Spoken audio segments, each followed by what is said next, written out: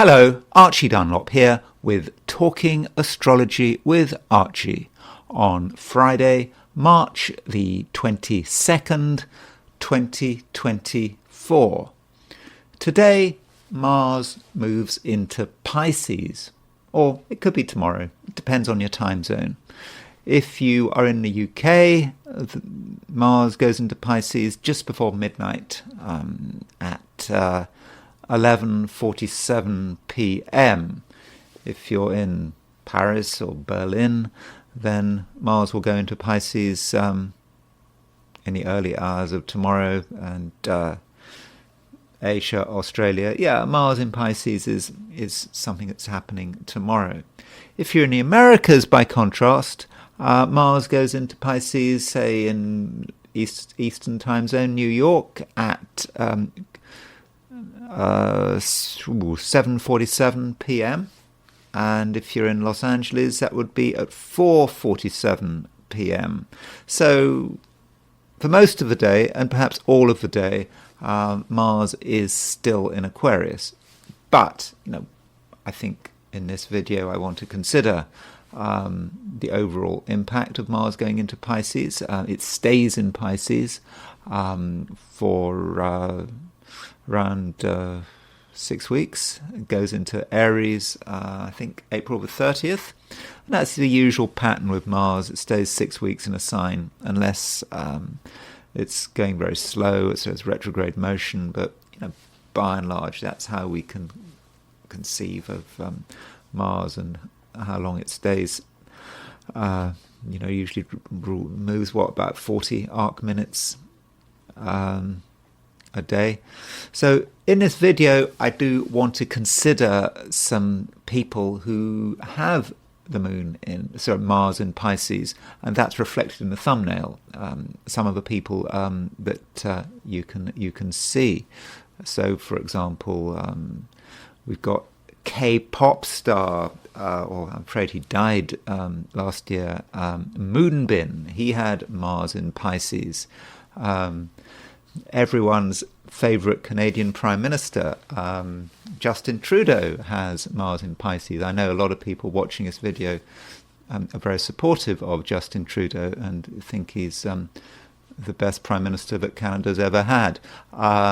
Then we've got Rolf Harris, a very famous musician and TV star who was disgraced before he died when it came to light that his sexual behaviours were, he went to prison for his sexual behaviours when it came to light what he'd been doing.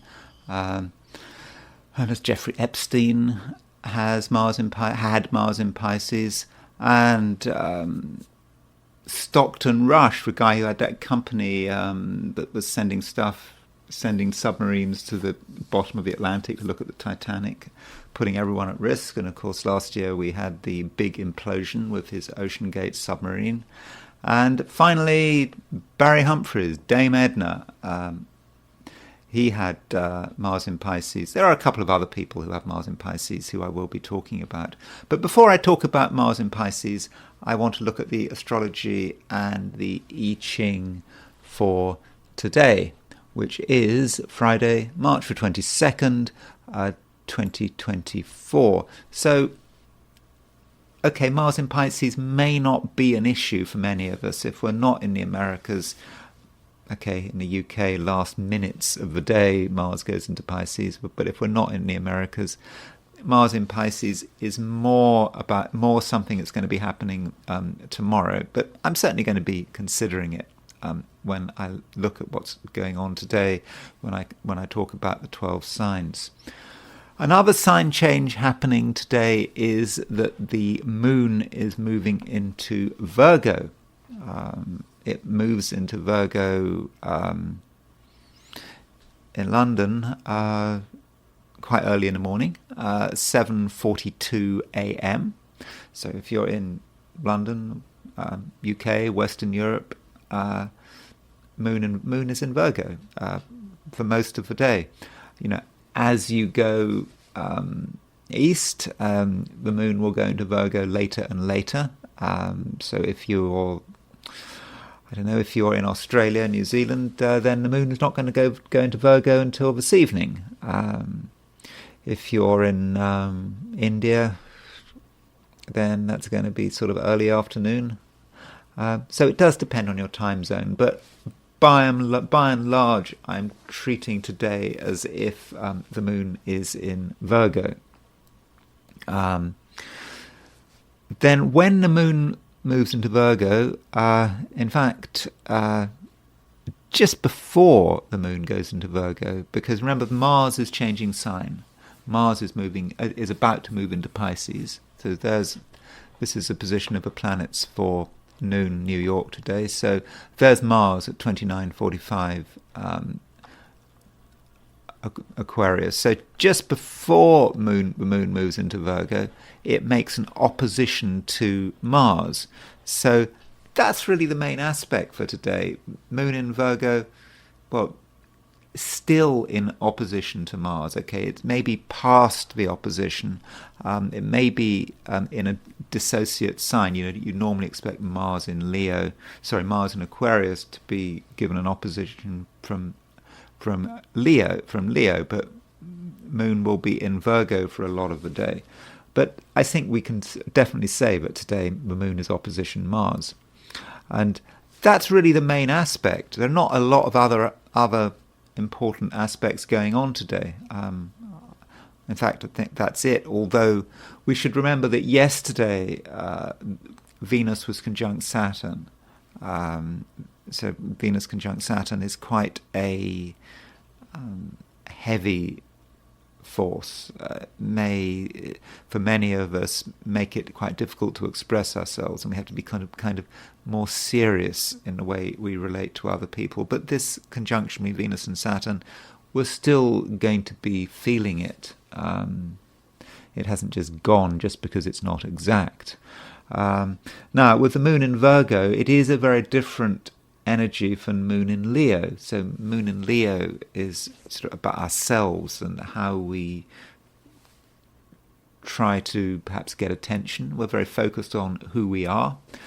And with Moon moving into Virgo, we are perhaps less focused on our own egos, and we're more focused on our material environment. After all, Virgo is an earth sign, and Virgo represents, the details of our material environment. And some of us may be very focused on that, wanting to make sure that everything is right. And financial matters may be more important than usual, and the details of other people may be more important, and that might feed into this Venus conjunct Saturn. Venus conjunct Saturn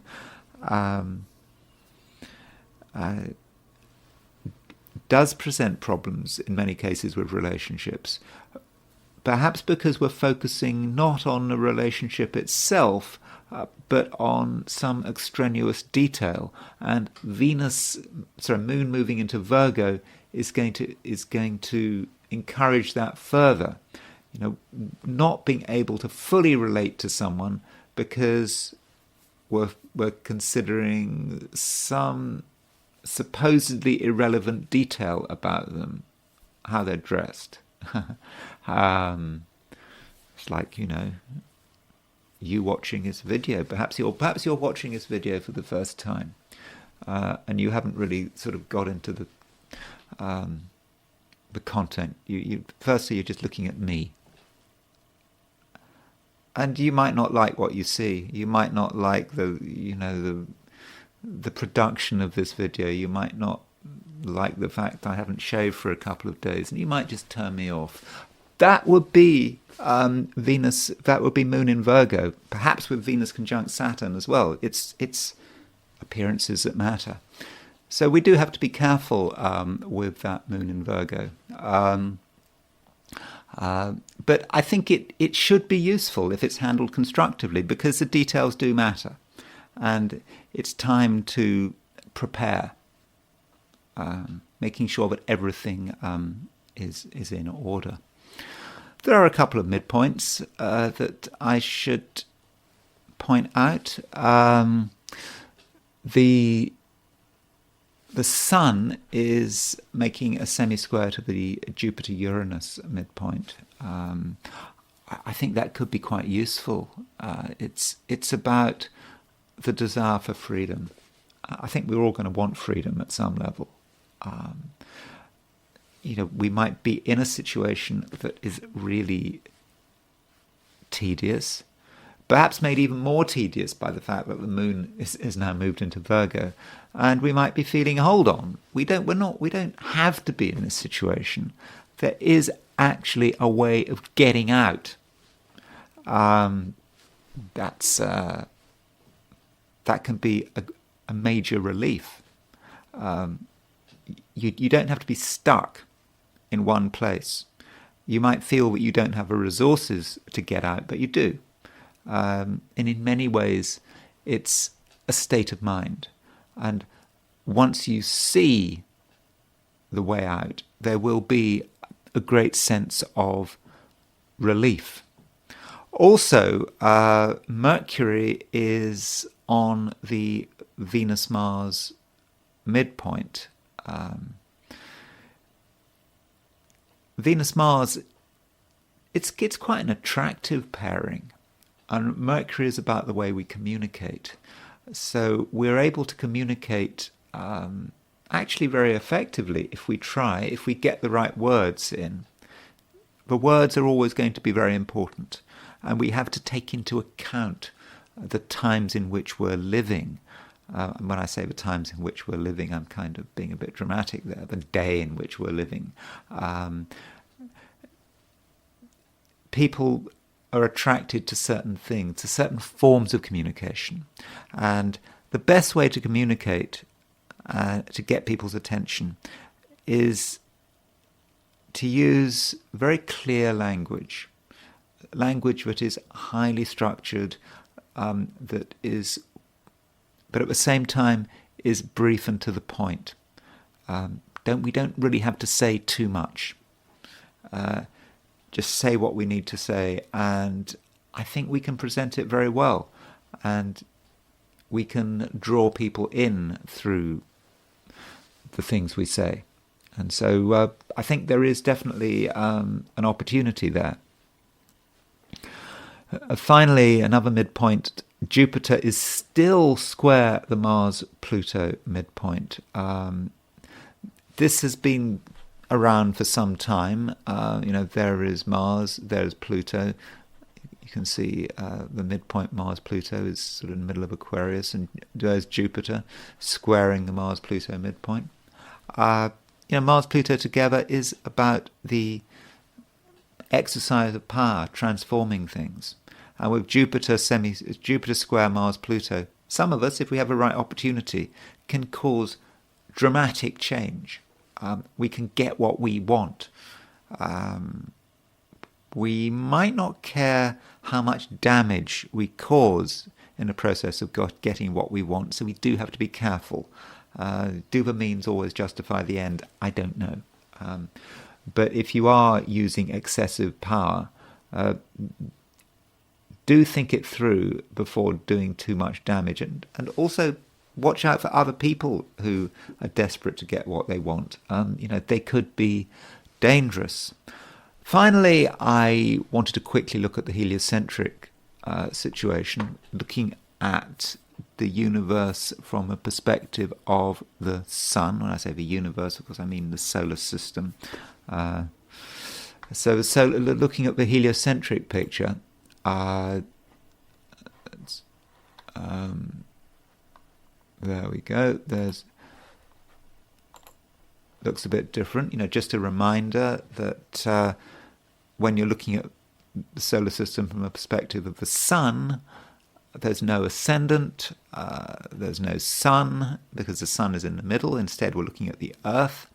So, this is what we can see. There's the Earth in Libra. It's now separating from that opposition to Neptune. So with the Earth separating from an opposition to Neptune, that does mean that things are, in some respects, beginning to settle down, because over the last few days there has been a lot of deception and confusion and lies. Remember, an Earth-Neptune opposition is the same as a Sun-Neptune conjunction, but we're out of that. Neptune, late Pisces, Sun, from a geocentric point of view, Sun now in Aries, but from a heliocentric point of view, Earth is in Libra. It's separating from the opposition of Neptune. So I don't think there's much to report from a heliocentric perspective. The Earth is separating from a trine of Pluto. The Earth will make a trine to Mars quite soon, but not immediately. Okay, so that's the overall planetary situation. And what I want to do now, as usual, is look at what's going on astrologically from the perspective of the 12 signs. I may not have much to say because there isn't a lot going on from an aspect point of view. I mean, really, it focuses on, Moon opposition Mars. I mean, that's the main thing. And of course, the Moon moving into Virgo. But anyway, here we go. These are my forecasts for the 12 signs for today, which is Friday, March the 22nd, 2024. Aries, you are to an extent calming down. You understand that you can't just be in a state of sort of manic action all the time. At a certain stage, you have to kind of stop what you're doing, not focus just on progress, what the next thing you want to do is, but you need to consolidate. And I think that today, Aries, is a great day for consolidation. Taking stock of what you have gained recently, also taking stock of what you haven't gained and where things have gone wrong, where you have failed, and bringing it all together. And that means looking at what has changed in your life, understanding the change, and perhaps doing some reorganization. Because I do think there is some reorganization that is required. So Aries, don't get frustrated if you feel that nothing is happening. That's the way it should be. You can't have action like all the time. And yes, there are things to do. Now, in the process of getting things done, there may be some irritations. I don't think you're going to take kindly to just, sorting things out, being less future-orientated, less action-orientated. You might actually feel quite frustrated. You might feel you should be doing something. You don't want to just sit around doing nothing. But you're not sitting around and doing nothing. You're doing something important. Still, you may be a difficult person to deal with. Perhaps you'll be quick to get annoyed, quick to say things which could be upsetting to some. I mean, we mustn't forget that Mercury is moving through your sign, so you might be quick to say things which could cause a lot of upset. Now, the things you say though are important, but you have to ask why you're saying what you're saying. you shouldn't just automatically use words as a defense mechanism. There are people that that need to be taken seriously, and also yesterday I was talking about the fact that Venus was conjunct Saturn. Well, Venus is still conjunct Saturn, and so Aries, there are some people who are feeling a bit sorry for themselves, and the last thing they need is you to get annoyed with them or you to just give them a cold shoulder. Perhaps you should pay them some attention, perhaps work out what's bothering them, like yesterday. So Aries, do show some consideration, but fundamentally don't forget that at the moment, broadly speaking, it's a time for consolidation. It's not a time for advancing forward in your sort of never-ending quest for new victories, new action. Yeah, you can slow down a little today. Taurus, you are actually quite clever today, and it's important that you don't underestimate yourself. I mean, I think you might underestimate yourself.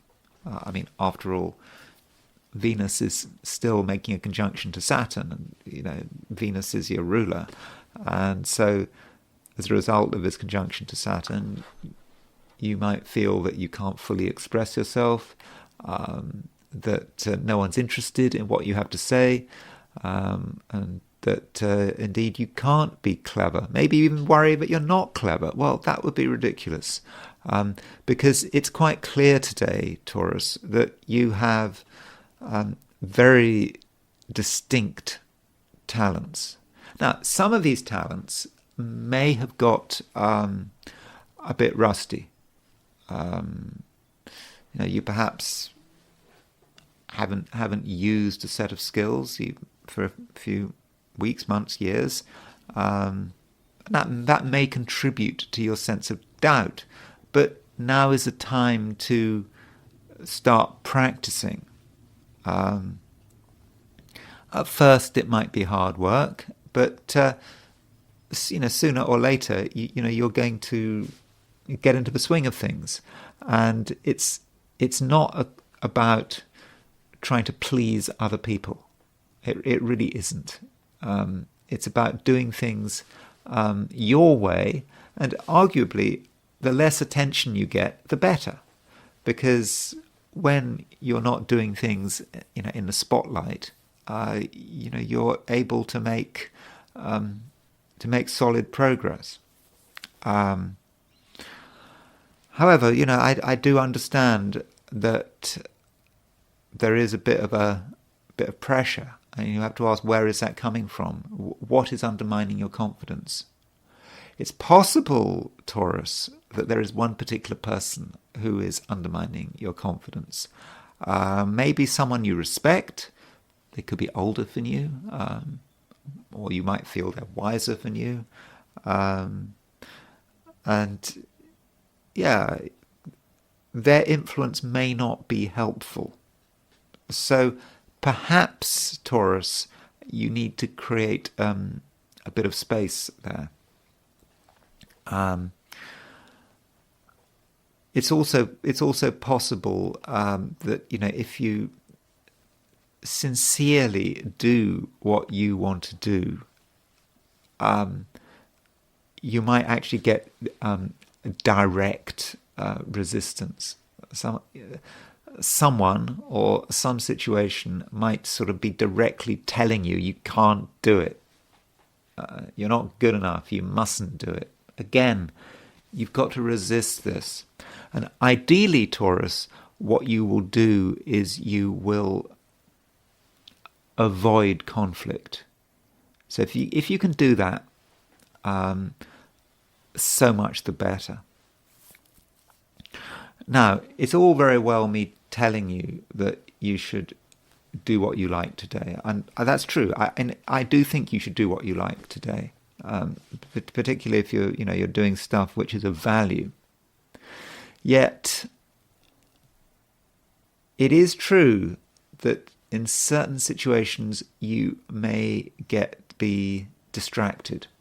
There are distractions going on, and if you were to do what you like, you might say, well, you might end up doing something that's stupid or unwise or is a waste of time. How do you tell the difference? Well, I think you tell the difference by considering why you are doing what you are doing. If you are doing something because the impulse comes from you, then it's almost certainly the right thing to do. If you're doing something because the impulse actually comes from outside, whether could be another person, might actually be something you see on the internet. You might see a video on the internet. I don't know. You might be stupid enough to listen to me. No, you wouldn't do that, would you? But some impulse, something from outside you is telling you to do something. In that case, be very wary. Because you really might be led off the path. So consider, where is the impulse? If the impulse comes from you, then it's the right impulse. And I should say that in terms of other people, the various relationships you're in, I'm just not convinced that right now people can be trusted. It's not because they're actively going to betray you or let you down. It's just they've got their own priorities, and their own priorities might not be particularly sensible. And some of the people close to you might be just all over the place. It's almost as if they're possessed by some sort of high-level force which no one really understands. I'm not talking about possession like in The Exorcist or anything like that. Just possessed by some collective trend that you don't really understand. They probably don't understand either. It's a short-term thing, but do consider that possibility. And yeah, that's another reason today, Taurus, for being quite independent. Gemini.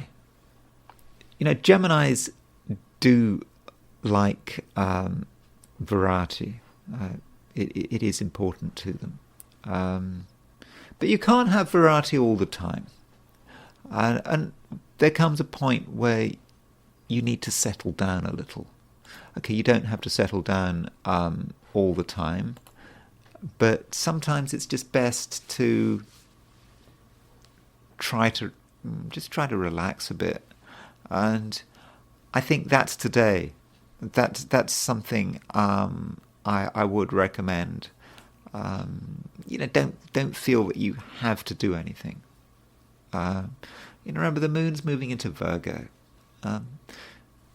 It's a sign, from your perspective, it's quite low profile.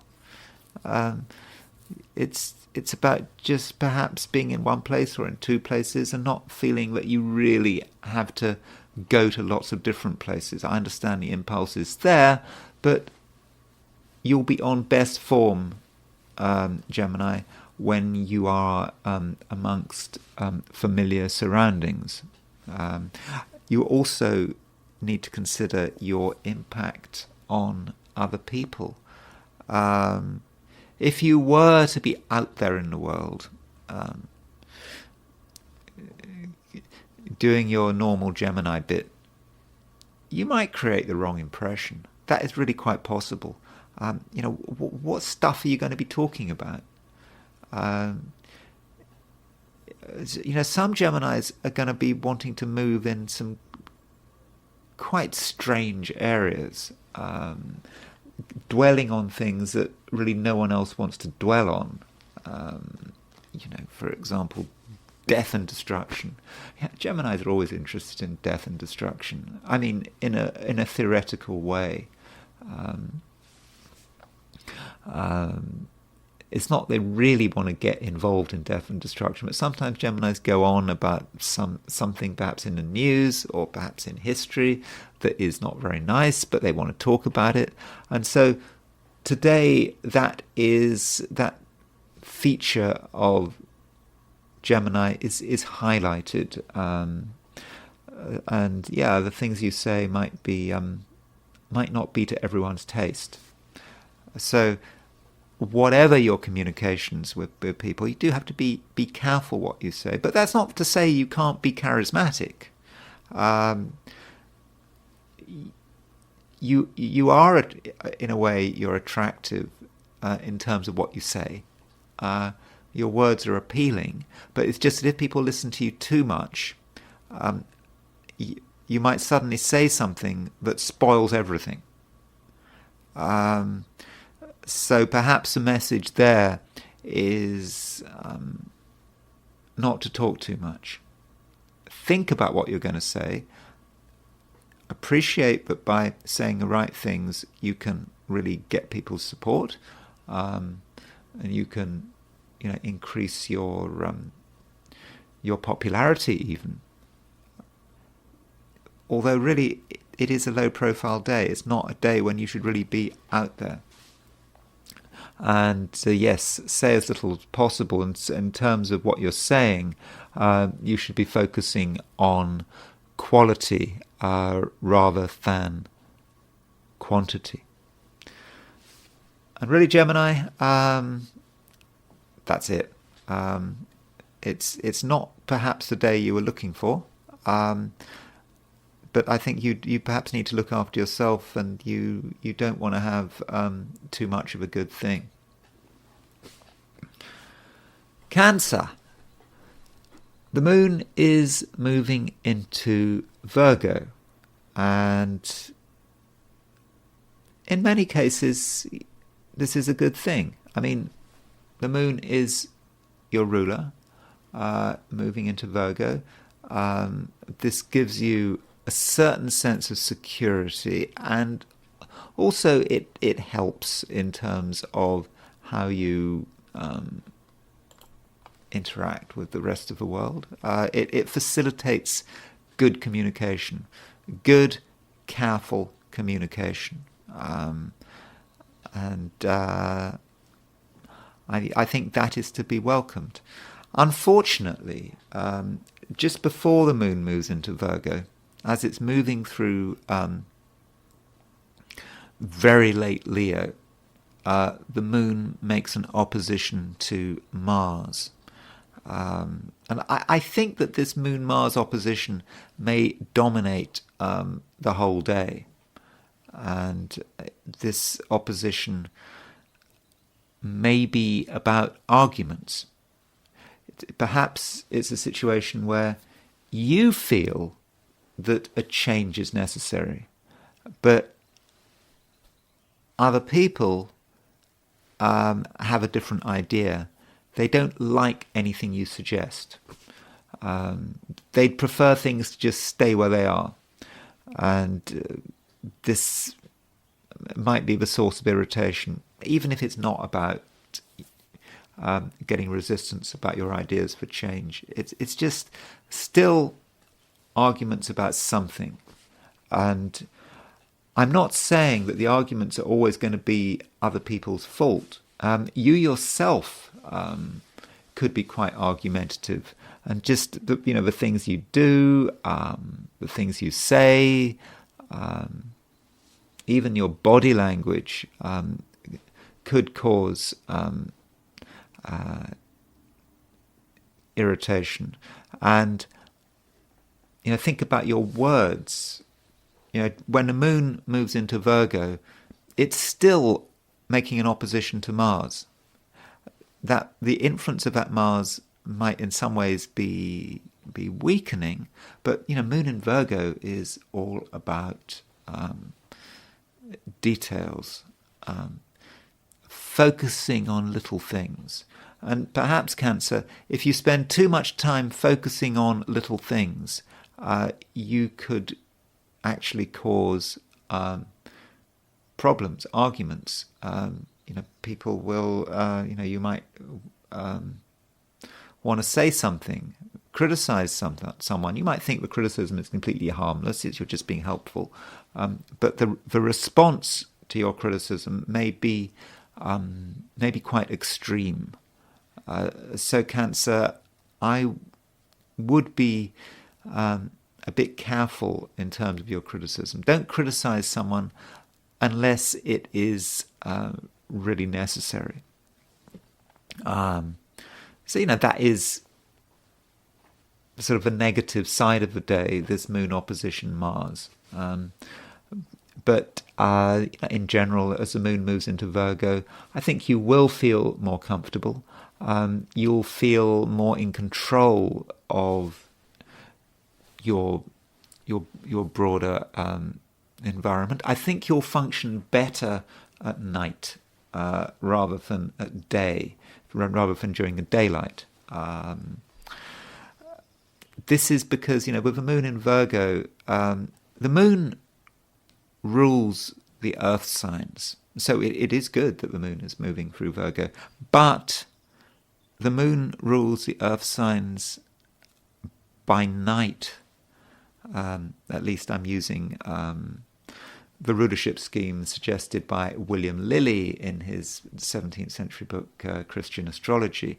I mean, I know there are other rulership schemes, but as far as I'm concerned, the moon rules the earth signs by night. Venus rules the earth signs by day. So at night, you are going to be strongest.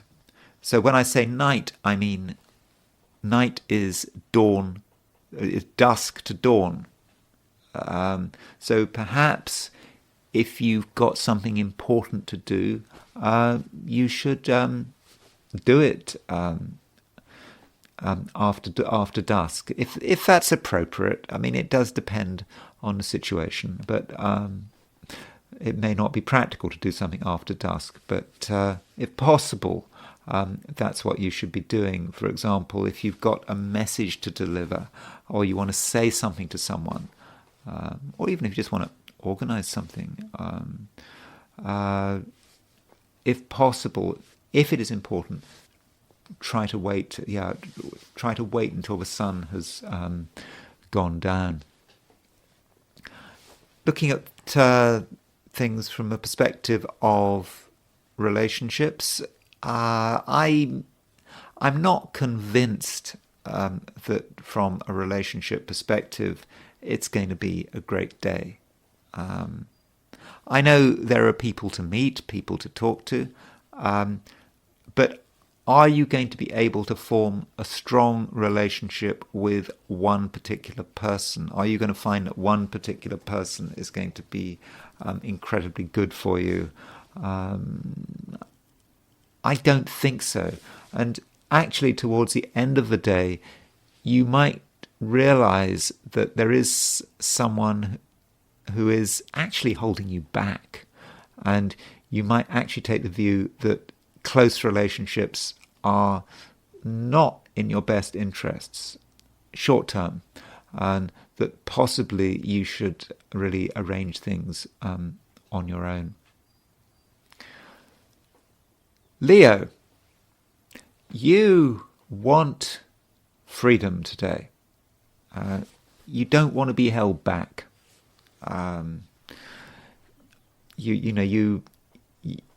You believe that there are things you really want to do. You're certainly aware of the restrictions. You're aware of everything that might hold you back. But you know what you want. And so, Leo, I suppose I have to say, well, that's what you should be aiming for. But you don't have to make a big deal about it. I think that if something has been holding you back in the past, then you may now see a way to get round it. And once you understand the way forward, once you understand how to free yourself from a situation, you'll feel great. You'll feel really liberated. That things really are getting better, and it helps the fact that a couple of days ago we had the equinox. The sun your ruler is in Aries. I mean, that's a great sign for the sun to be in. It is about being a free spirit, and not a closed-minded spirit, someone who is open to new ideas. And I think you may be helped, going back to this concept of freedom, by the fact that, yes, something that was holding you back, was a bit of a pain, is now starting to lose its grip on you. Maybe a person, maybe a situation, but it's starting to fade. And that may contribute to the sense of relief, that something problematic is now over. But you can't completely be a free, irresponsible spirit. I mean, I know you'd like to be, but there are a few things that do need to be done. I'm thinking particularly of money. I mean, Moon is moving into Virgo. And, from a Leo perspective, the sign Virgo is quite financially orientated. There are financial details that you need to address yourself to. Now, I'm not saying you have to spend a whole day worrying about money. I'm just saying that you need to be aware of money. And there may be a couple of points in a day where money annoys you. It just feels so unfair that you have to deal with money, or you have to have someone else worrying you about money. But it's good to just be aware of it all, and to accept your financial responsibilities, and accept that there are things going on financially that could be better.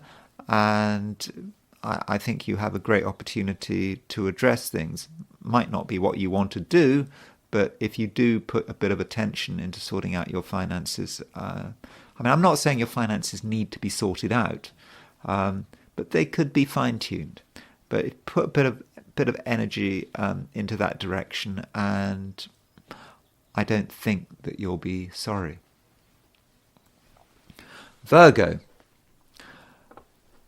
You've got the moon moving into your sign. Yeah, moon goes into Virgo today. When it moves into Virgo kind of depends on your time zone. If you're in the Americas, it goes into Virgo very early in the morning. In fact, if you're in California or the West Coast, it just goes into Virgo just after midnight. Even London goes in 7:42 in the morning. So in Europe, it's fairly early in the morning. Okay, if you're somewhere else, Australia, that's going to be something that's more this evening. But still, at some stage today, the moon will be in Virgo, and if you're in America, Western Europe, it's pretty much in Virgo all day long. And so, with the moon moving into Virgo, you're feeling that you do have some understanding of what is going on around you. The details are in place. The material details in particular, it all makes sense to you. You're not overwhelmed by it. That just makes you feel that you're somewhere you understand. It's not, you don't have to worry about strange events, things happening beyond your everyday experience. But I'm not saying that you're going to be 100% comfortable. I think that there are going to be irritations.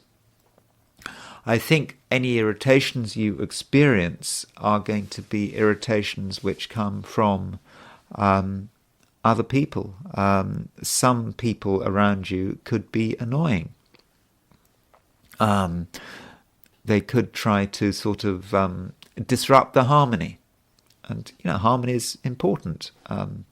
Virgos, is a finely tuned sign. Virgos like harmony. If disharmony is not something they want.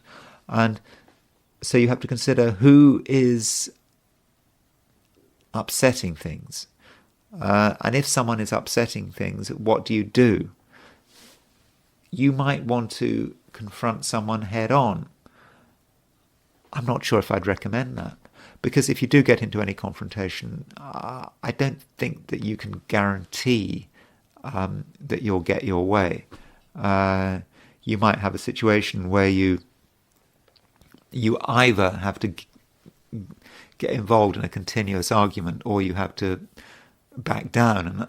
And I don't think either solution is particularly desirable. So be wary of how the outside world can damage your peace of mind, and perhaps take evasive action. But in your own way, Virgo, you are quite attractive and charismatic today. I think you present yourself very well. And your words are really on point. You don't have to say much, but you can sum things up very quickly. You look at all of these details around you and you're not overwhelmed by the details. You put them all together and you can pack them up into just a couple of words. Just sum it all up. And once you utter those words, and if you utter those words quickly and decisively, you get people's attention.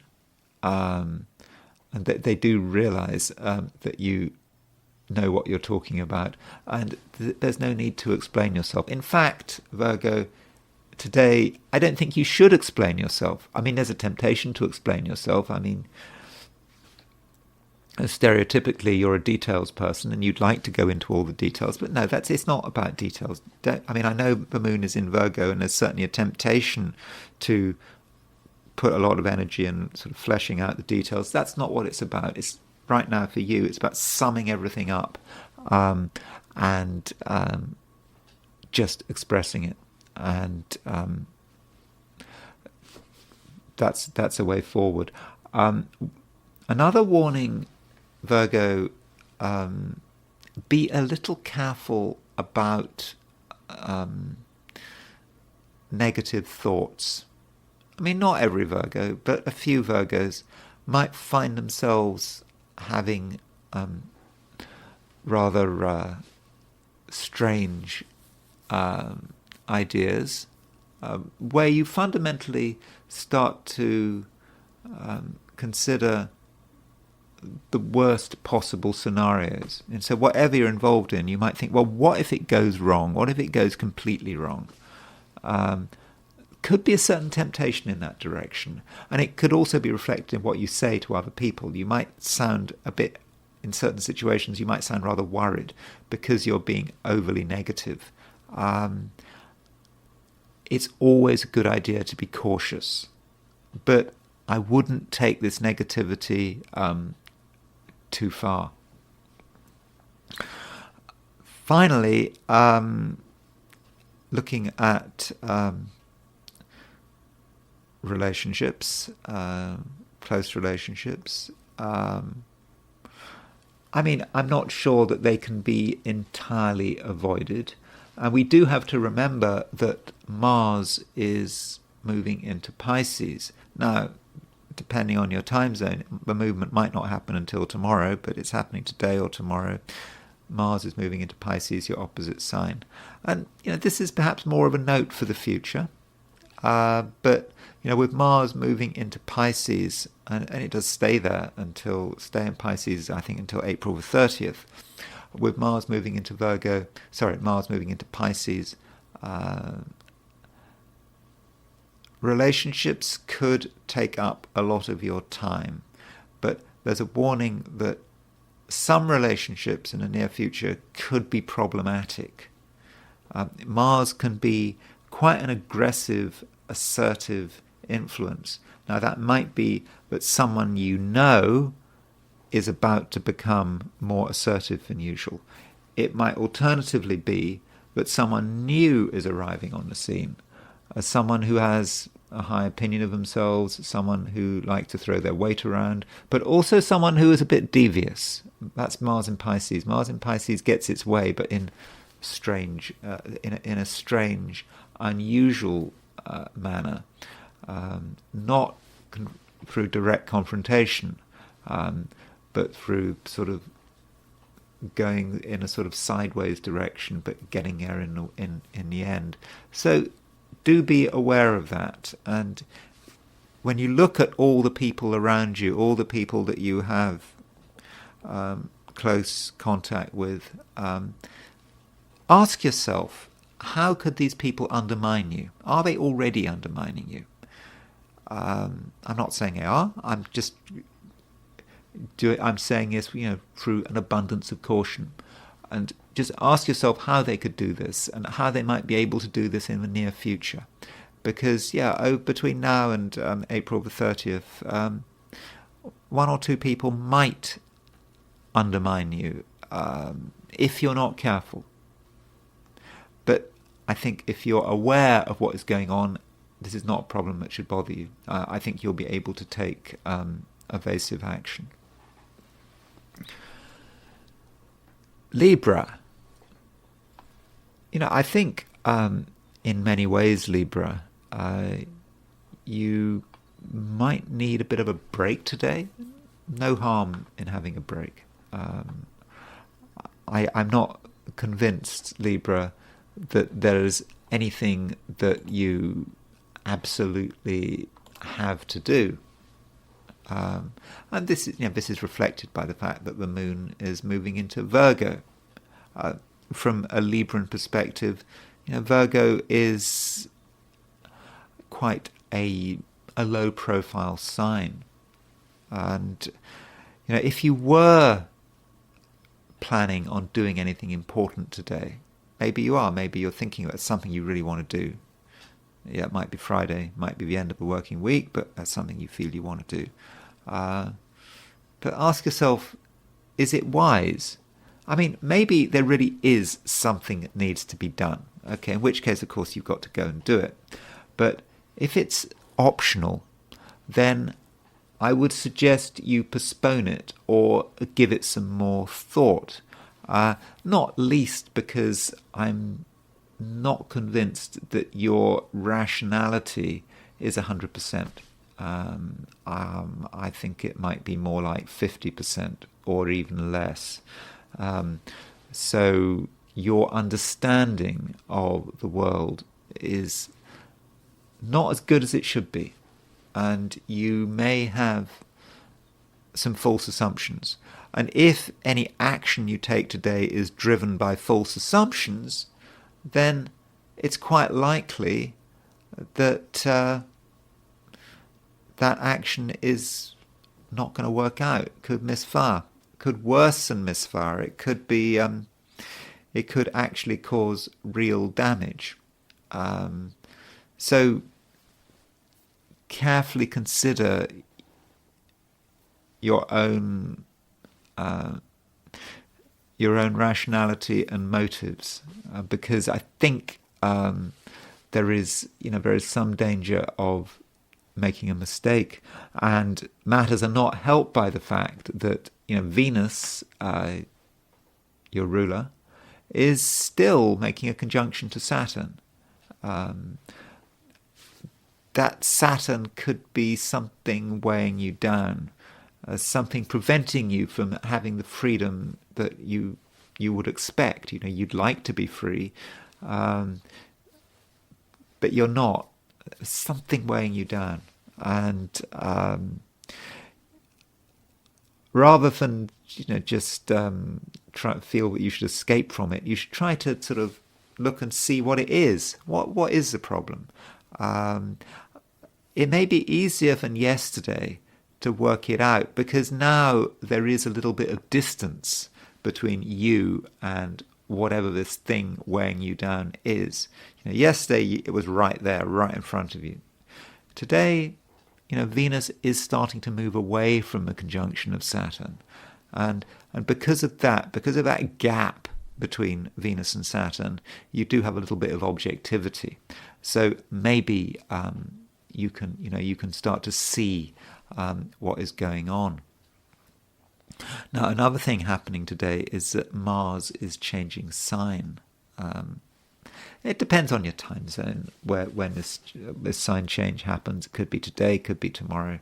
But from a Libran perspective, Mars is, it's ruler of your opposite sign of Aries.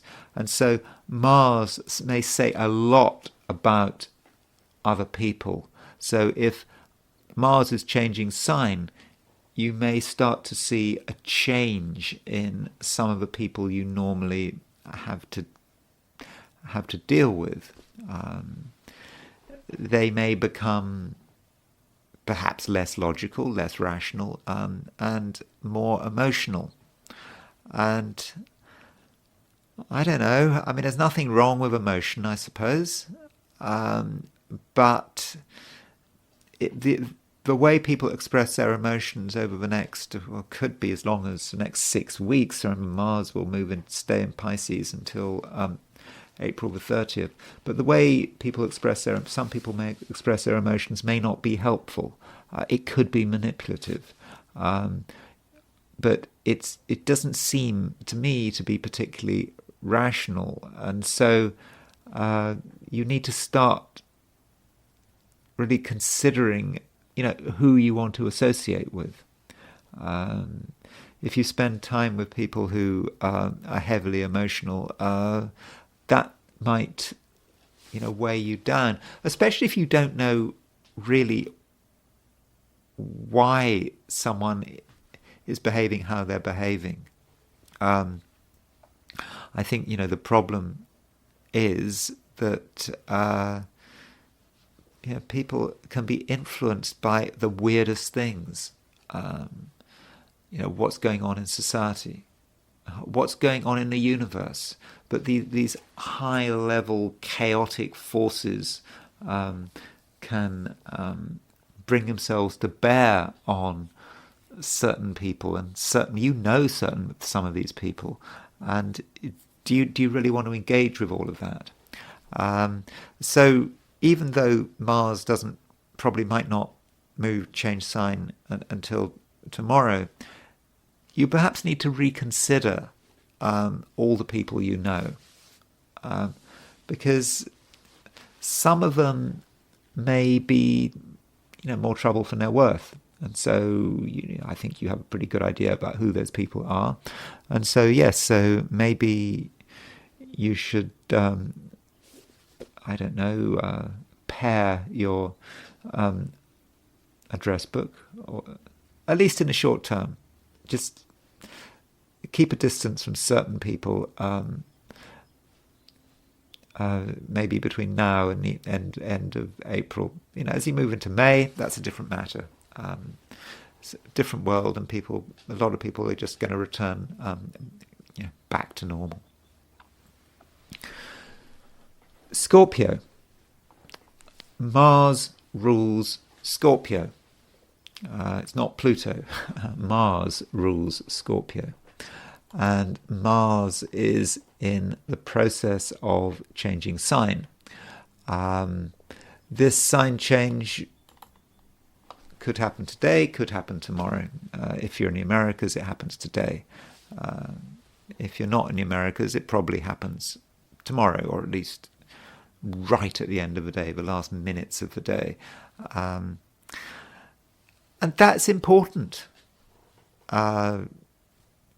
It's a time when your overall position, I think, is going to improve.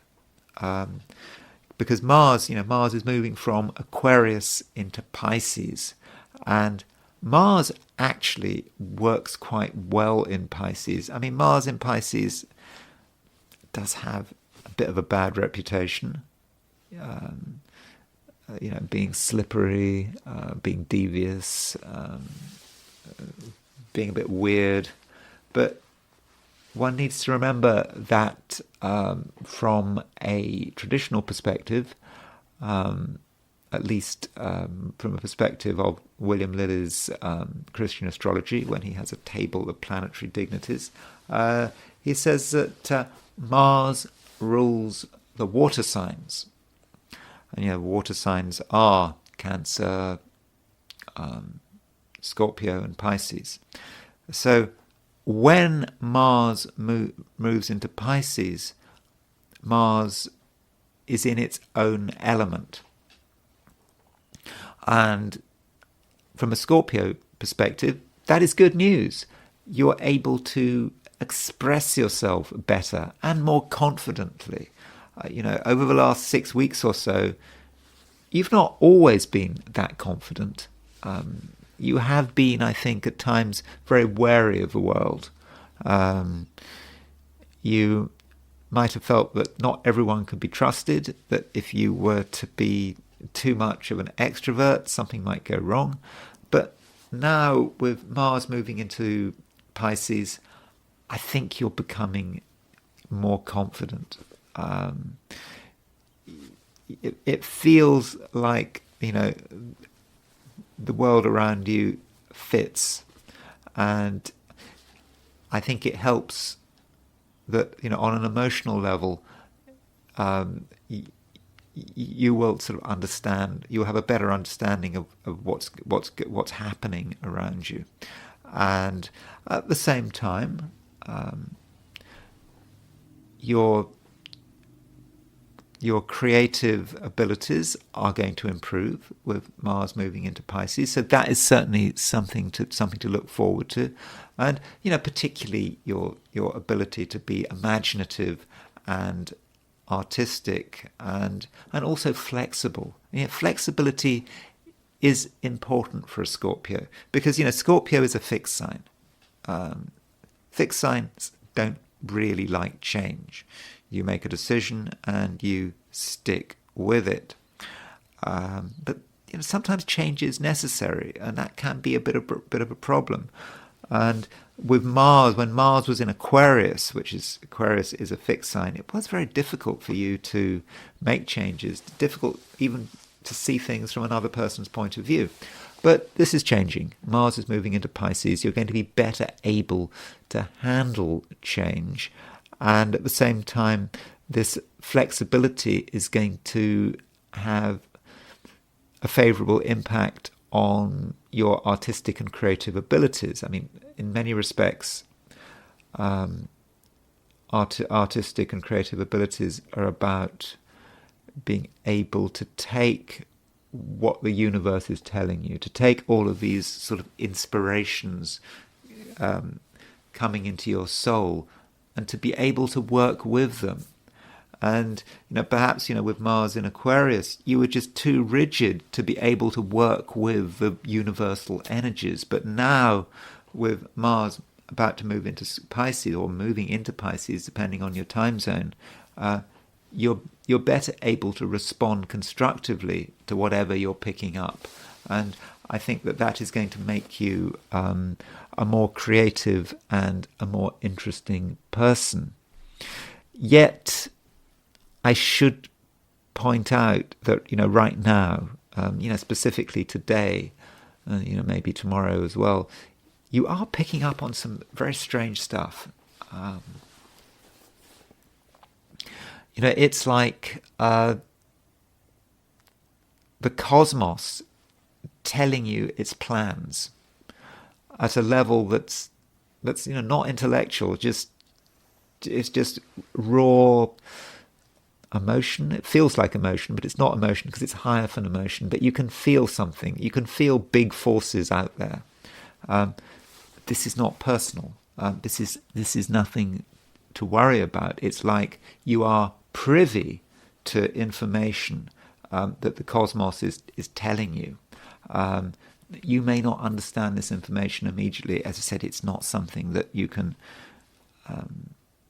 intellectually process, or at least intellectually process very easily. But you need to be aware that you are aware that something is happening, that you are getting exposed to information, and this information is going to be difficult to decipher, but it can be deciphered, particularly by someone like you, a sensitive Scorpio. But what you don't want to be is just a passive tool of the universe. Don't just act completely on impulse. The universe works on a different level. It has plans for people. It wants things done. People are its instruments. You don't really want to be that instrument, do you? So you've got to, at least not a passive instrument.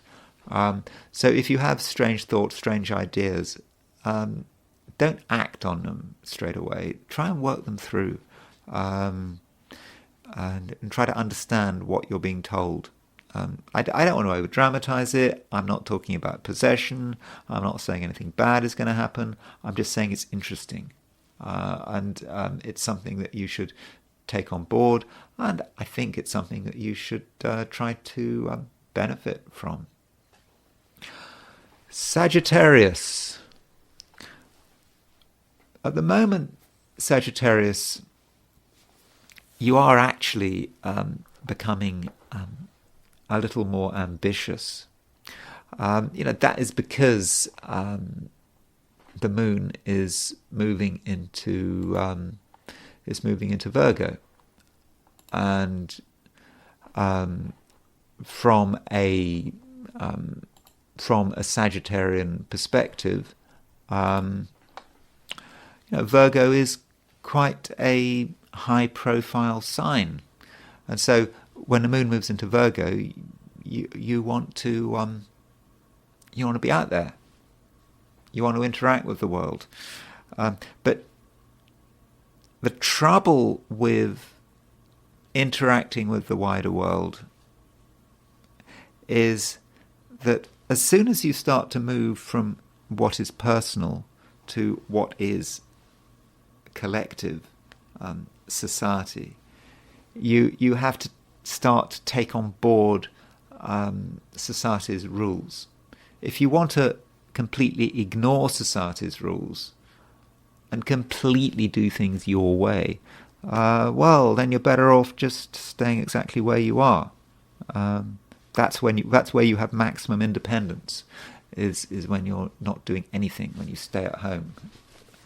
And so making that transition when you're out there in the world, you do really have to take into account the rules of the world in which you're functioning in. And I think that's something you have to do today. You have to be sensitive, and you have to really have your eyes open. There are things you need to see, and you need to get things right, by the book. That's not something you probably want to do, but if you want to be part of society today, do it by the book. It's not about creating problems. It's not about stirring things up with your quick fire Sagittarian sense of humor. No, I mean, that's great, but not today. Just be sensible. I think that is really important. And by being sensible, you can actually get results. As I said, you are ambitious. And you may actually be very ambitious under it all. And you may feel that right now things aren't good enough. That in order to get your way, actually a very dramatic change might be required. And so Sagittarius, I I think you are actually able to engineer that change, and be able to really benefit from it. But you have to do it carefully. You can't just do it your way. You have to consider, who are you working on? What is this world that you are trying to change? You have to do it, as I said at the beginning of this piece on Sagittarius, you have to do it by the rules. You don't want to make people defensive, because if you make people defensive, then really you're not going to be able to achieve very much. So in that way, you have to be careful, but also you have to be ambitious. You can be ambitious. It's okay. You can have crazy ambitions. But those crazy ambitions don't all have to be revealed at the same time. In order to achieve your crazy ambitions, you have to take sensible steps. Sensible steps, one step at a time, to achieve your crazy ambitions. Turning to relationships, I think that there are some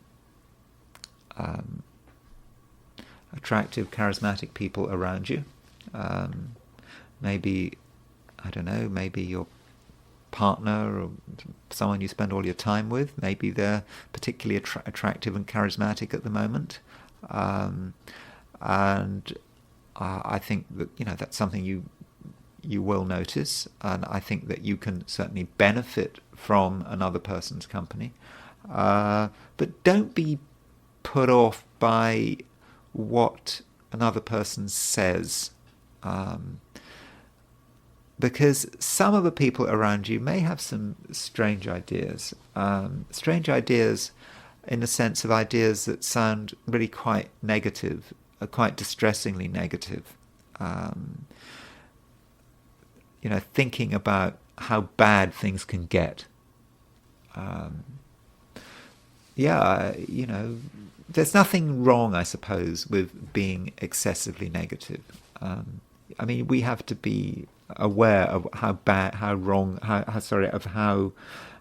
how bad things could get in a worst possible scenario. And perhaps some of the people around you are in that kind of mindset.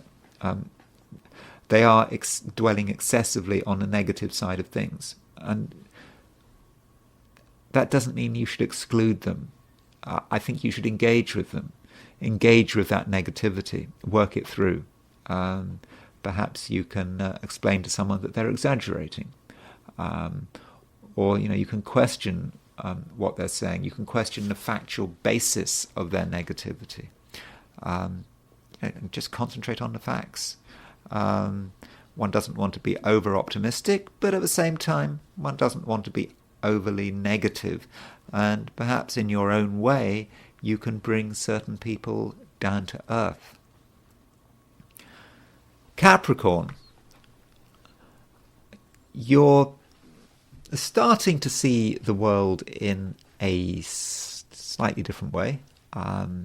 I think that recently, over the last few days, some Capricorns have possibly been excessively negative. At least that might have been how it seemed from an outside perspective. Just dwelling on how difficult things are, perhaps dwelling a little too much on your emotions and feeling that you were not fully connected with the world around you. But with Moon moving into Virgo, I think there's an improvement. Virgo is an earth sign. Capricorn is an earth sign. And so today you're feeling more comfortable and also, I think, more optimistic. You're starting to see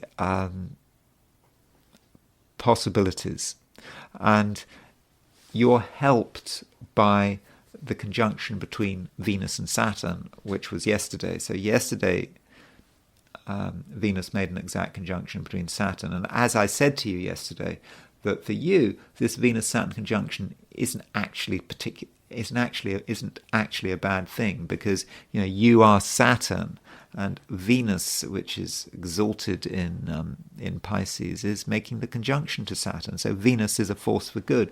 Venus is the minor benefic, because Jupiter is the major benefic. So with the minor benefic making a conjunction to Saturn, your situation is improved, and you can benefit from other people's company. You can be strengthened by people. That's not true for everyone. If you've been listening to a lot of what I've been saying for the other signs, I've been advising a lot of people to steer clear of other people, but not you. I think you can certainly benefit. You don't have to spend all your day, all day with one person. Just having a good, solid, constructive conversation, or just spending time with someone, perhaps even visiting people, might actually be quite a good thing to do. Just a quick visit, say hi, spend, 10, 15 minutes with them, move on. All of that is going to benefit you. And at the same time, Capricorn, just be open to the possibility that you haven't got all the answers. You've got a lot of the answers, but not all of them. And you may discover something for the first time today. Something you really hadn't thought about before. I don't think it's going to be shocking. I just think it's going to be a bit surprising. And once you realize this, the challenge is to incorporate it into your life. I think what will possibly happen is that you discover an opportunity. The opportunity in itself is a bit raw. It's not in its final form. It needs to be changed. You need to pick out the problems. There are certain things that are not quite right about it, but you need to just change it a bit. And once you've done that, you will be able to incorporate it into your life. So, that means if you're told something, or if you realize something, or if you read about something, and your first impulse is to say, well, that's stupid, then think again. It may be stupid on the surface. There may be parts of it that are stupid. But once you pick out the stupid bits, you might find something really important that you can incorporate into your life and benefit from. Aquarius, you, in some respects, are feeling a little more serious than usual. I know that Aquarius is a serious sign. Saturn, after all, rules Aquarius. But today you take the view that there are some serious things that need to be thought about. They're not things that you can fully discuss with other people. You have to kind of go through it in sort of quite a private, introspective way. And I do think that you're going to need time on your own to work things through, because there is a lot to consider. But that doesn't mean spending the whole day on your own. After all, yesterday there was a conjunction between Venus and Saturn. And, as I was saying to Capricorn just now, that Venus-Saturn conjunction is fortunate for you. Maybe not for all the other 12 signs. But, Saturn is your ruler. Saturn rules Aquarius. Venus is conjunct Saturn. So that represents someone who can really do you a lot of good. And not just sort of in an emotional, fuzzy kind of way. There are real benefits you can get from knowing another person. we're talking about perhaps contacts, we're talking about maybe business contacts, we might be talking about money, a work, maybe getting some work, something like that. It might not seem immediately obvious that you can benefit from another person, but it's just very important to have an open mind.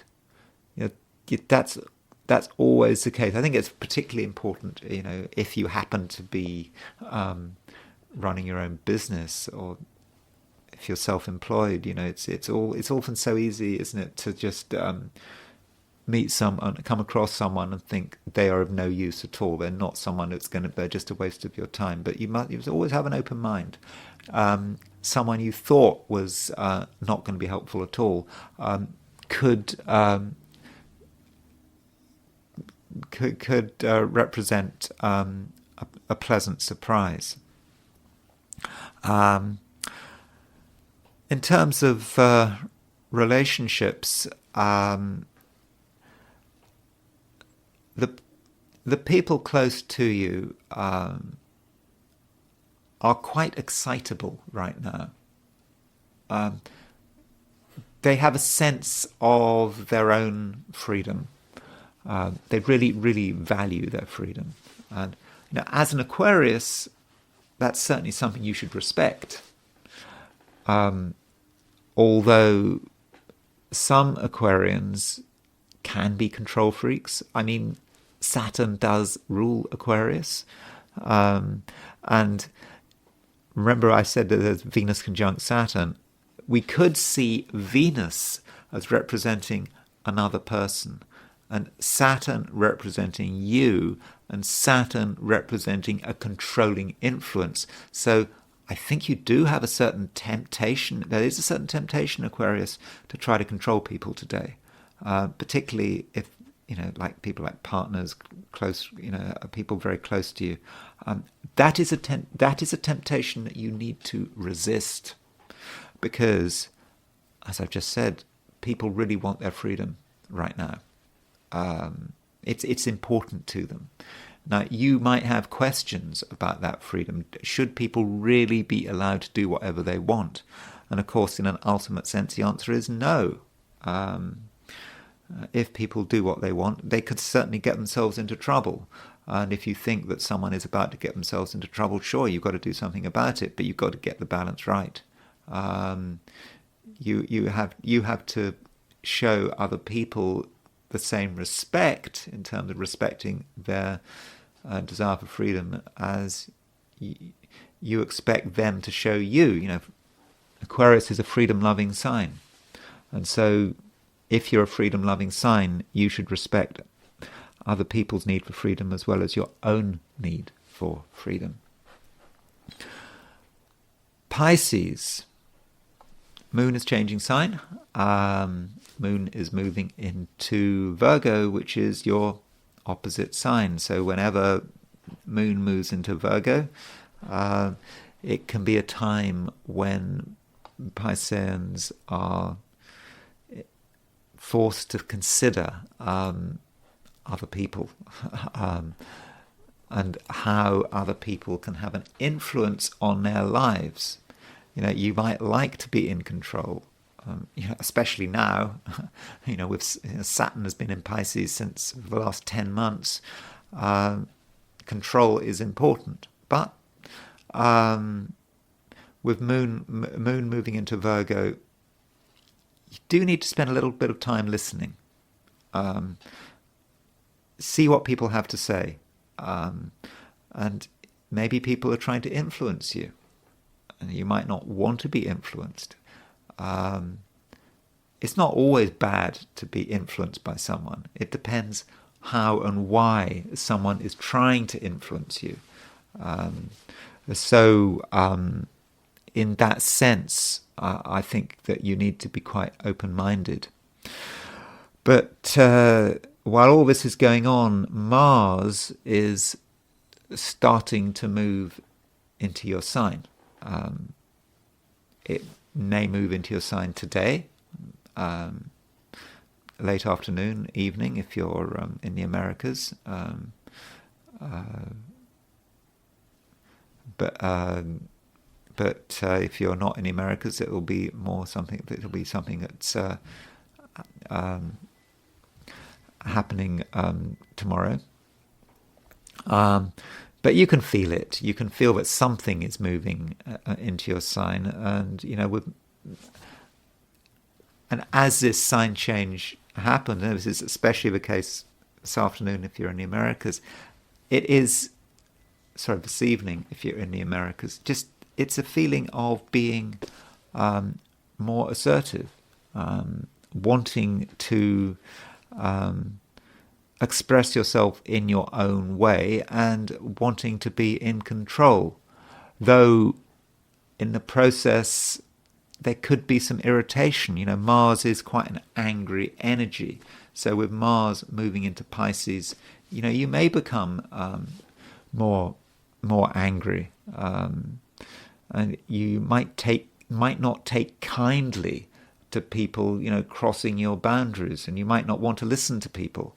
But as I said, today you really do need to listen to people, because they have got something very important to say. Again, they might be wrong, but you're not going to know until you've heard them out. Now, one final thing I should say is that at the moment you do have a lot of power at your disposal, perhaps more power than you realize. If you want, Pisces, you can bring about some very real transformations in the world around you. Very real and substantial transformations, which really could have a big impact on other people. But you therefore need a certain amount of sensitivity. I mean, you are a sensitive person, Pisces.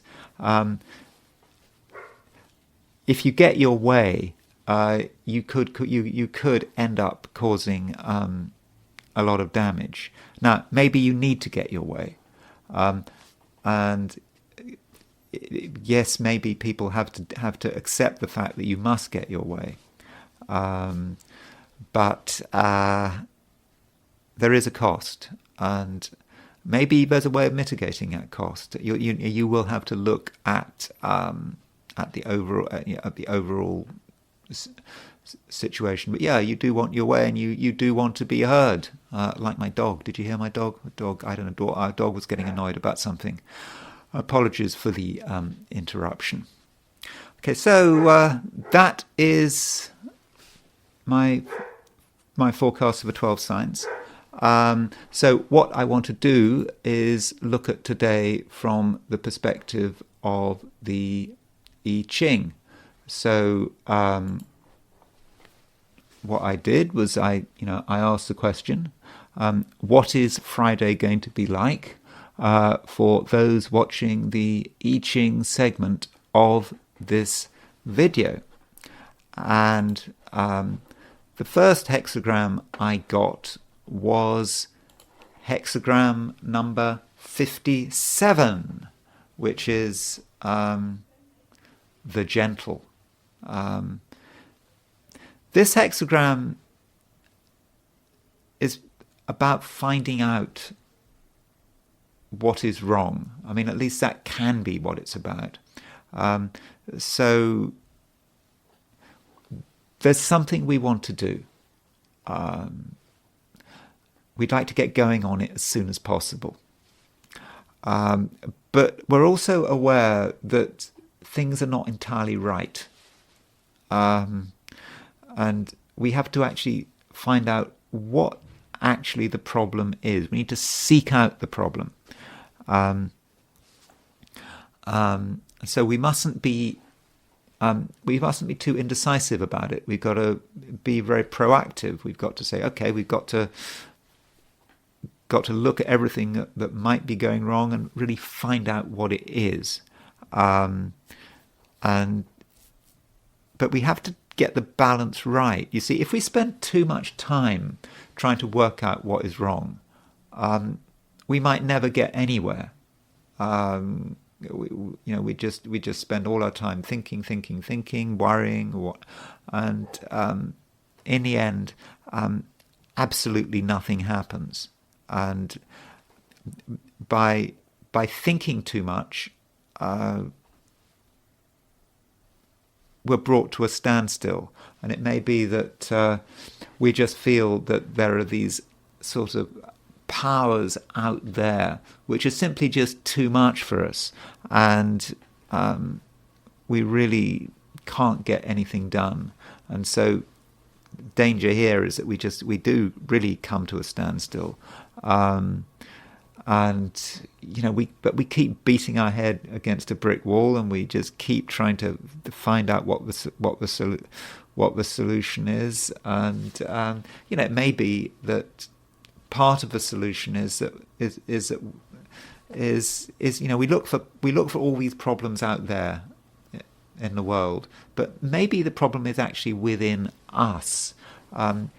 We have perhaps, in the end, we realised that we've been too focused on one idea, just one concept. We've just really got into this idea, and we've taken the view that we're right and other people are wrong, and this idea that we've got into our heads is the source of all our problems.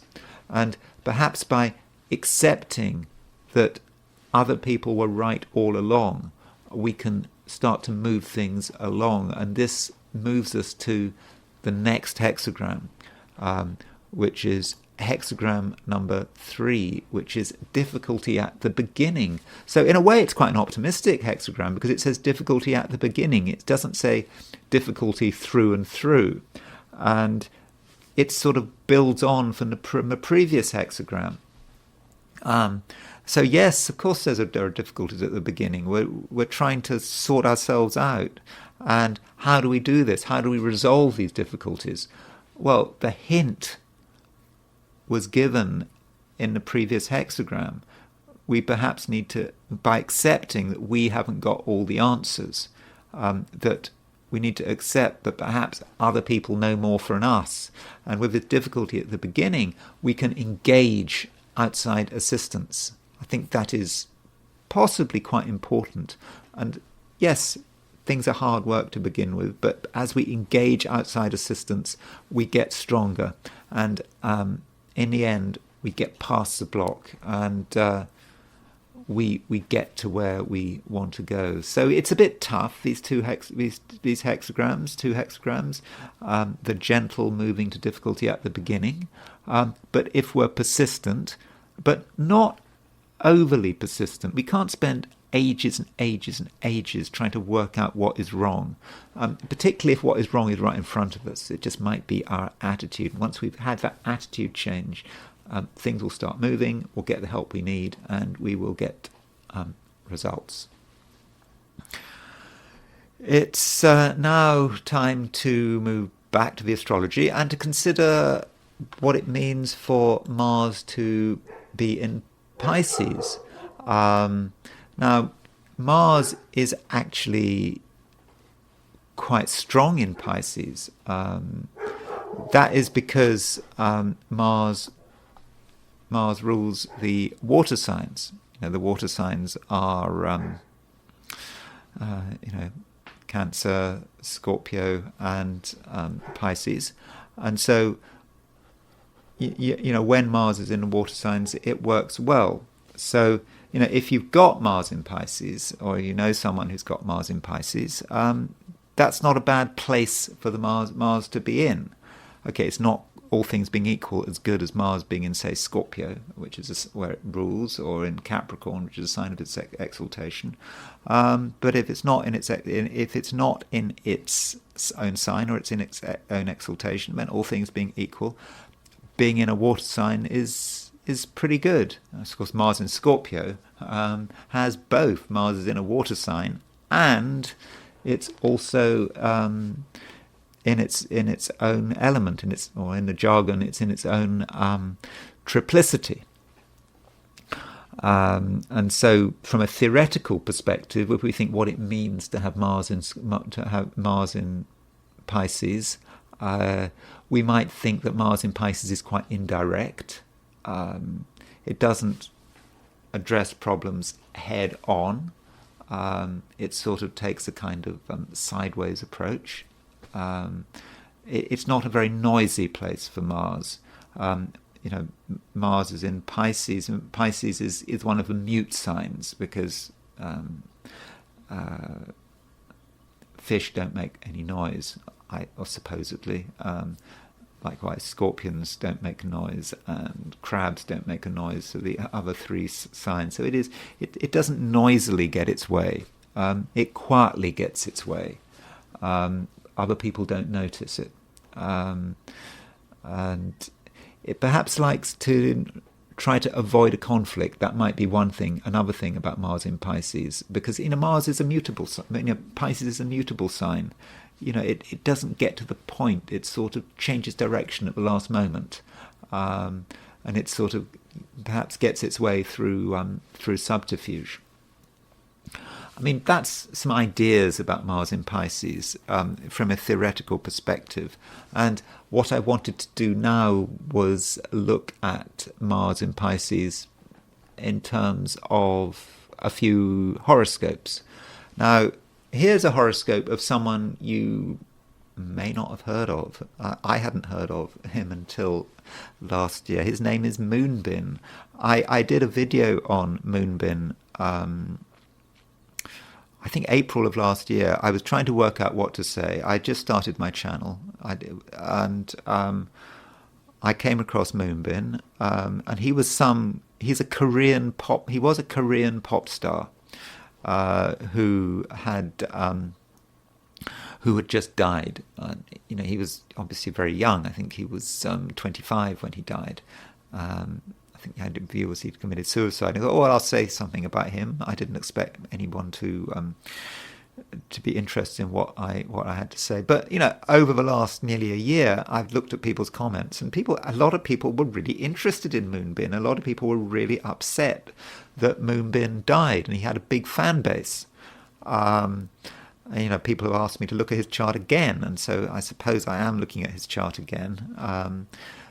But in the context of him having Mars in Pisces. Now, I don't have a time of birth for him. All I know is that he was born in, don't know how to pronounce it, Cheongju in South Korea, April 26, 1988.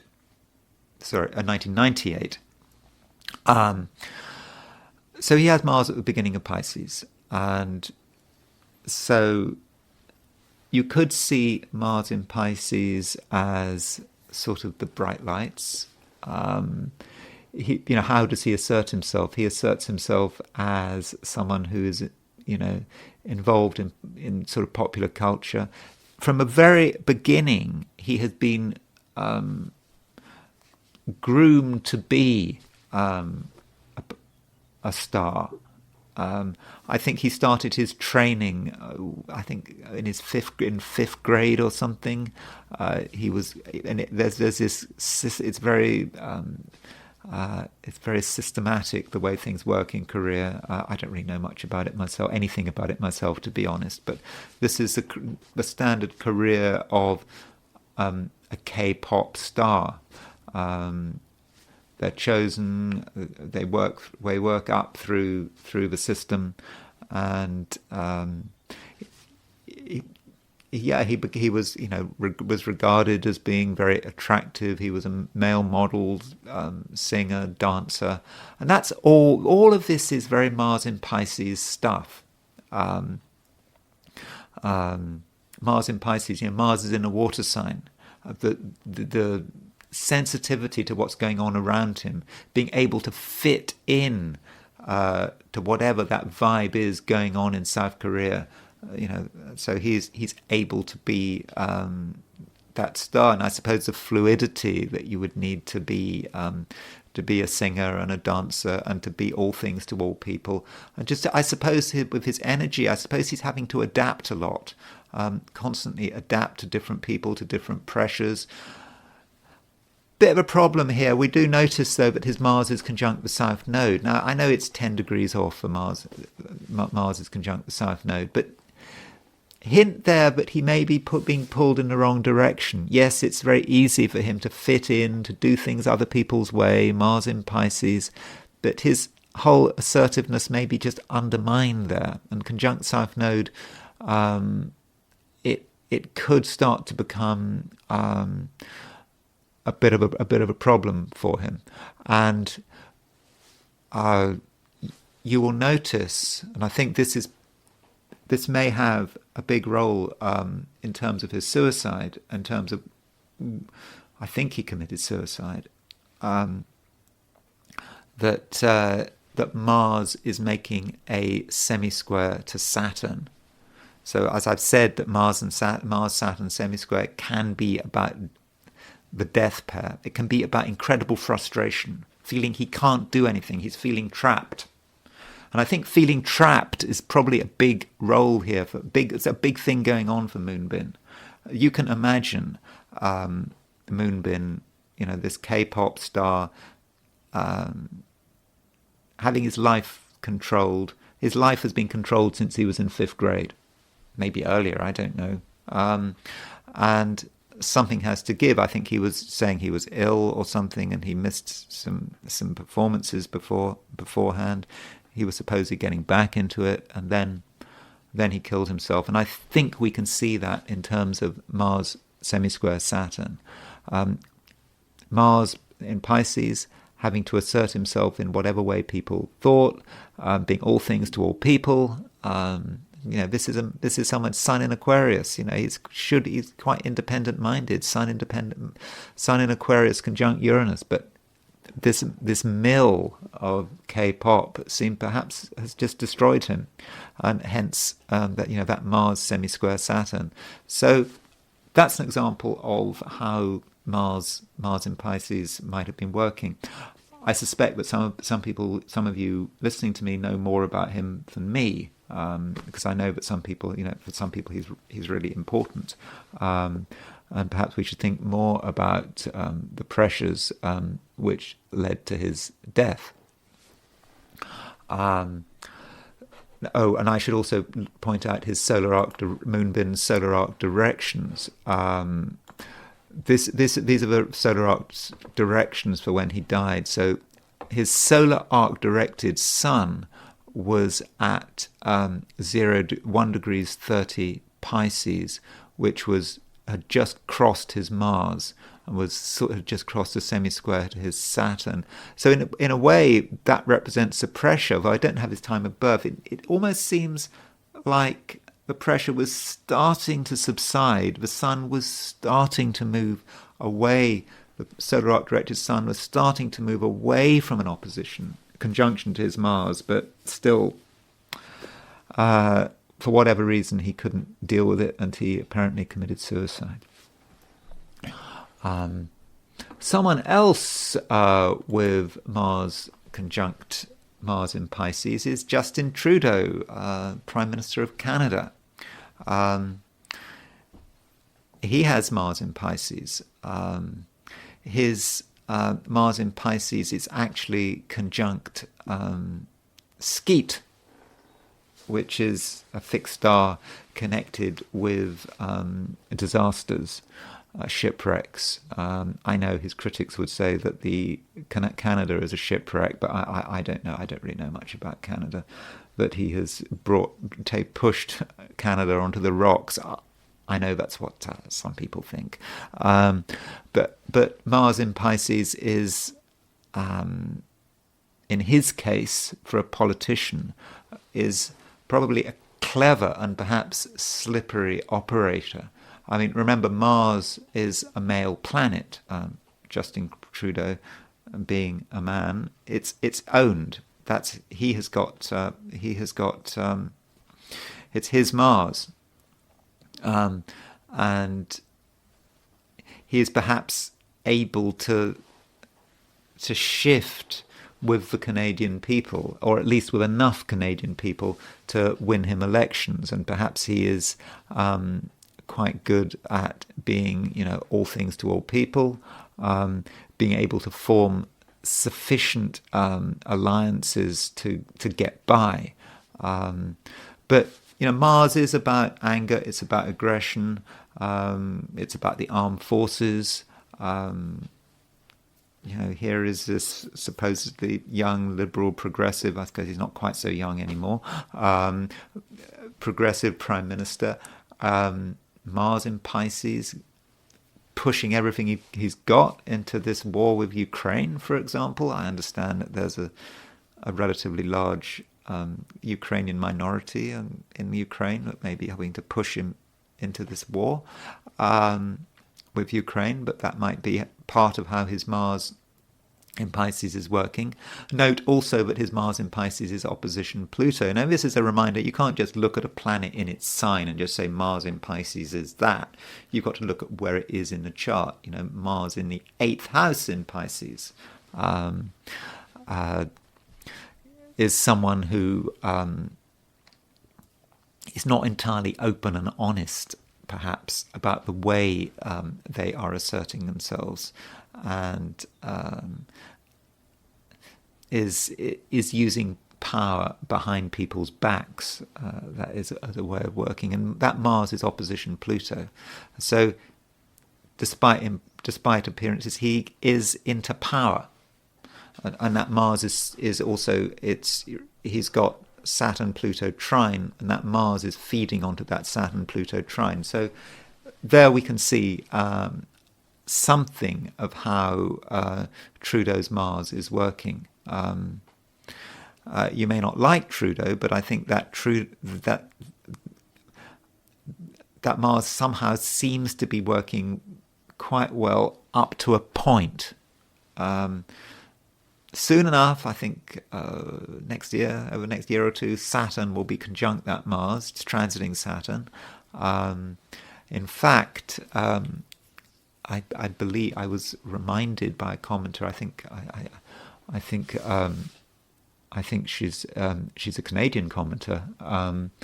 It reminded me that in 25-26 there is a conjunction between Saturn and Neptune at 0 degrees Aries. So that conjunction at Saturn at 0 degrees Aries between Saturn and Neptune, which is 20, it's actually next year, but 2025, 2026, that conjunction Saturn and Neptune is going to be very close to Trudeau's Mars. And so, he's already got Neptune moving towards his Mars. Later this year, Mars goes direct, I believe, at 29 degrees 55 Pisces. And so Neptune hitting Trudeau's Mars could be a problem for him. So, I'm thinking that, slowly things will start to unwind for Trudeau. And I think that it will start happening, but just be patient. If you're not a fan of his, just in a few months' time, Neptune will start to cause him problems. But that might also cause problems for Canada. We'll have to see. Now, a couple of people with Mars in Pisces who have been connected with sex crimes.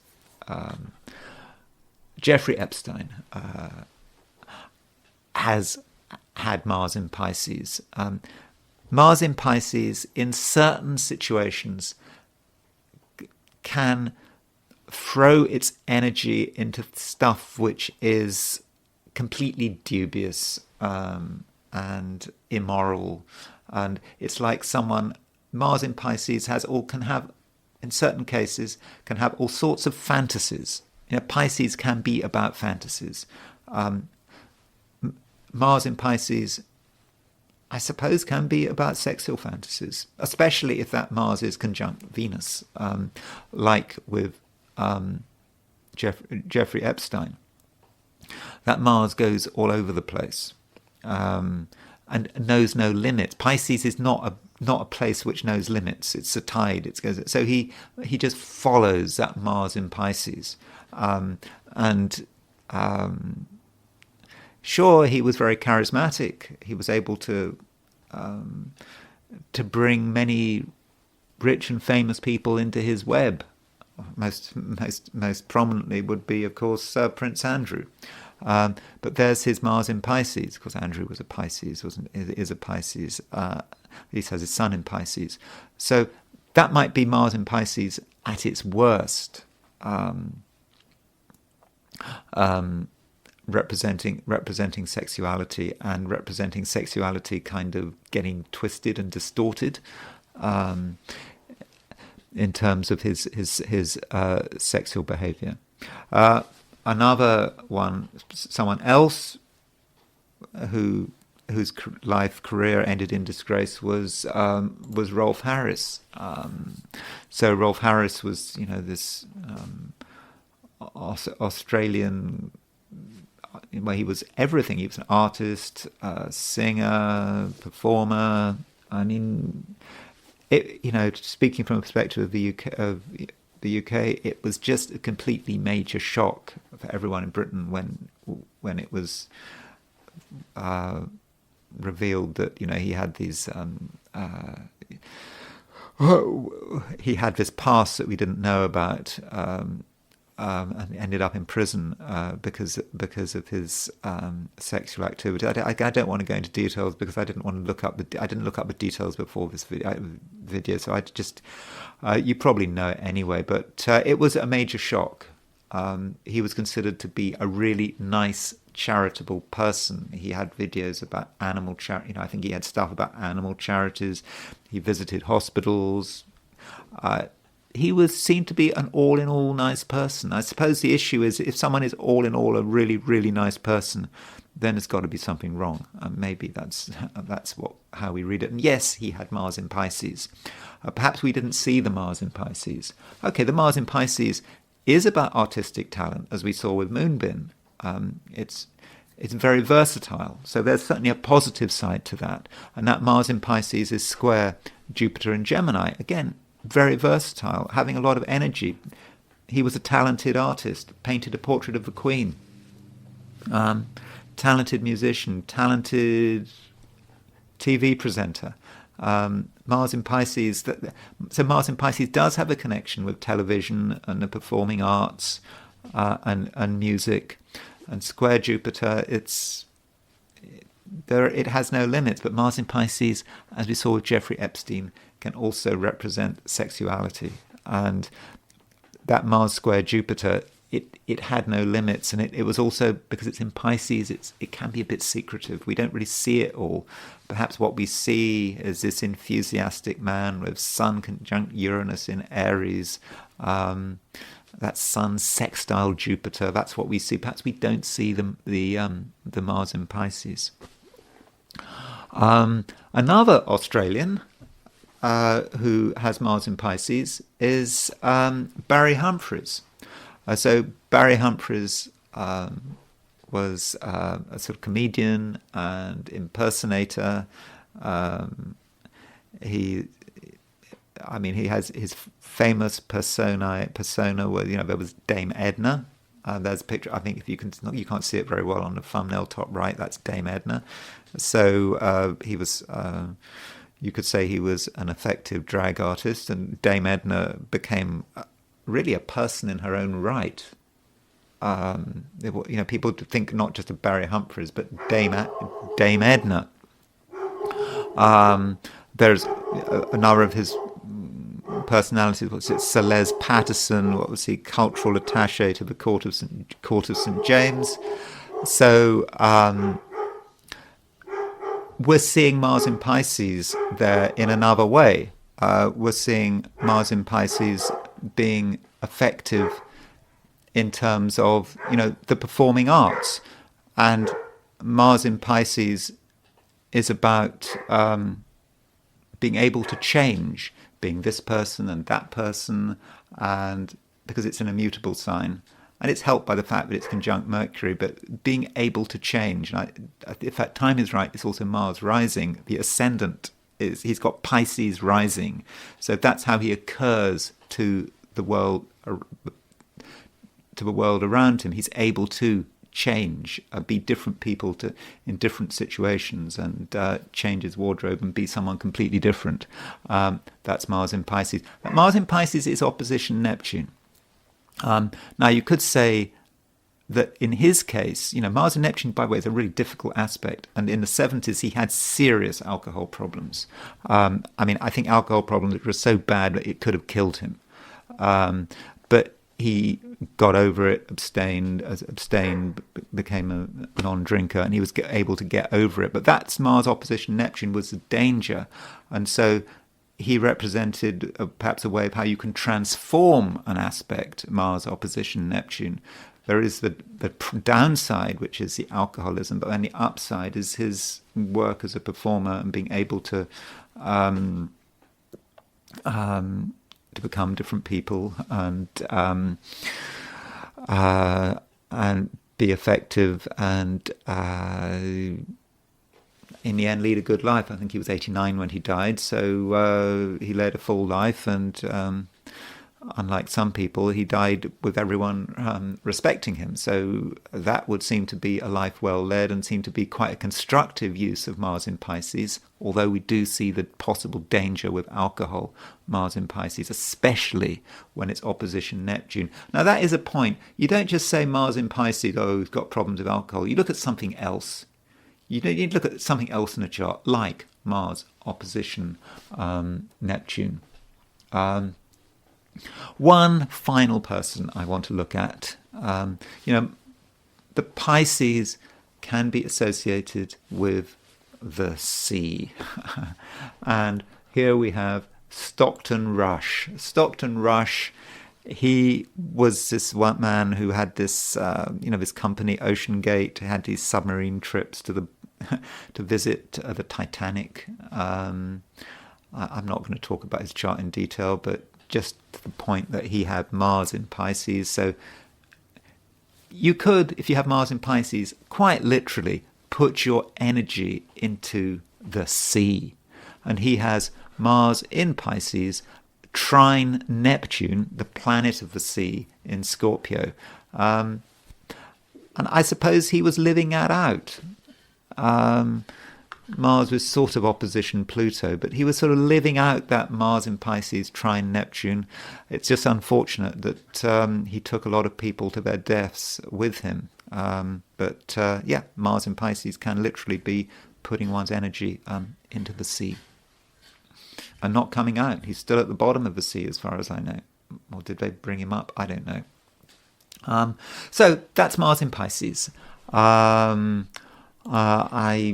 hope you found that of some use, that I've in some ways sort of helped flesh out what it means to have Mars in Pisces. I'm sure you have your own ideas about what Mars in Pisces means.